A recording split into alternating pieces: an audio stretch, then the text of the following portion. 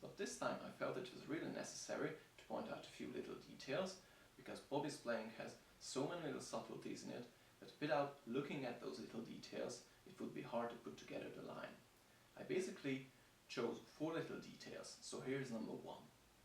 Number 1 is how to hold a pick between your fingers. I didn't play pick before, so these pieces of device might be useful for you as well. I basically hold it like that, if you can see it in the other camera. And what I found is that how you hold the pick with the 2 fingers is very important. If you hold it too tight, you will become stiff. Your hands will become tired easily, and you will not have the fluency in the groove Bobby has.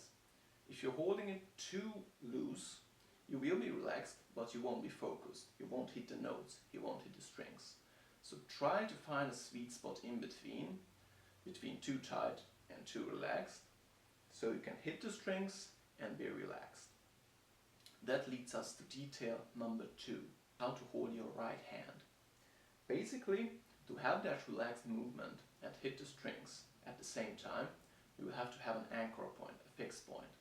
So what I usually do is to lean my right hand against this part of the body, so I create this fixed point, and with that I actually limit the motion of my right hand. So my wrist can move freely.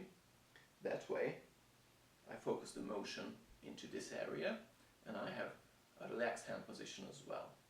I also found that instead of picking only down in one dimension, I tend to play slightly in this direction, if you see it on the other camera. So I tend to play in this direction, so I can have the accent notes played with a greater momentum. Which leads us to detail number 3, the pause. If you listen to Bobby's playing, you can hear it has a very hard groove. It has a strong beat, you almost immediately begin to move your body to it. That basically comes from accented 16th notes. With his right hand, Bobby plays constant up and down strokes, and some notes are played, some are muted. But there is a pattern which is played 90% of the time through the line, and it looks like this.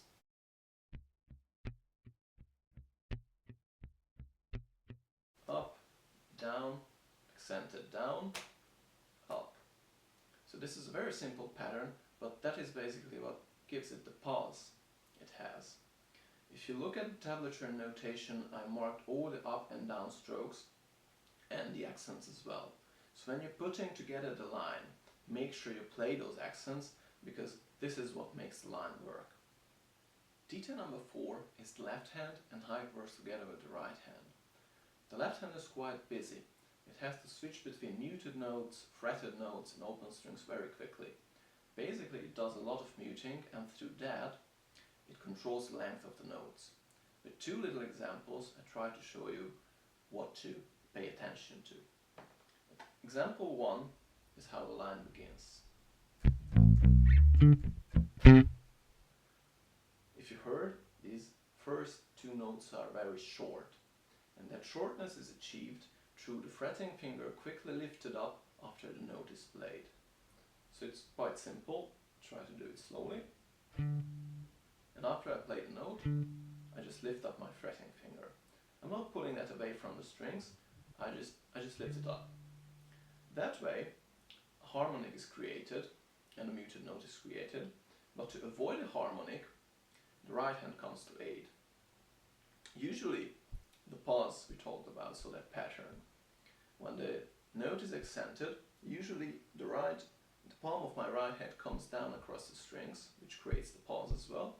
But as my palm is against the strings, it mutes the strings.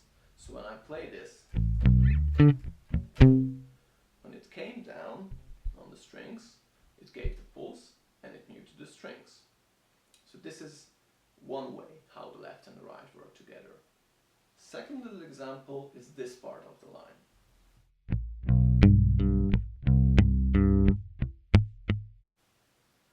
There's a lot of going on here, and I try to explain it super slow. So first of all, there's a downstroke, which is muted, then an upstroke, which is played, and while the right hand comes down on the G string, with the left index muting it, this note still rings. And then it still rings while the right hand comes up again with an open G. And this time the left index lifts up so the open string can ring. And this note still rings. So super slow. This is how it sounds like. And if you continue, the same thing happens again.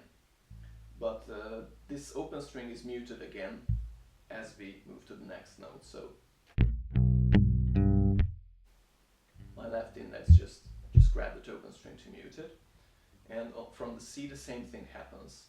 Muted down, voiced up. While the note is ringing, left index is muting the G string.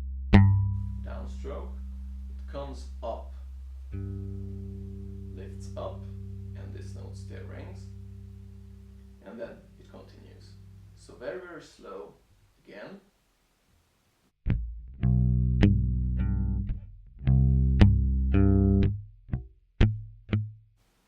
So my advice is that when you learn this line, try everything super slow, because you have to harmonize, synchronize the two hands to really make this line work. So that would be all. I hope you enjoyed this lesson, and if you did, please hit the like button, share my video, or subscribe to my channel. If you have any questions, just make a comment below and I'll answer. Please check out my other videos as well. There are similar lessons to that, usually without talk, but for every lesson there is a free tablature and a guitar profile available for download on digthatbass.com. All you have to do is just quickly register, it's free, and then you can practice at home on your own pace. Also, if you like this lesson, stay tuned, because the next lesson will be a walking bassline transcription by Paul Chambers. So, have fun practicing on this one, and see you next time.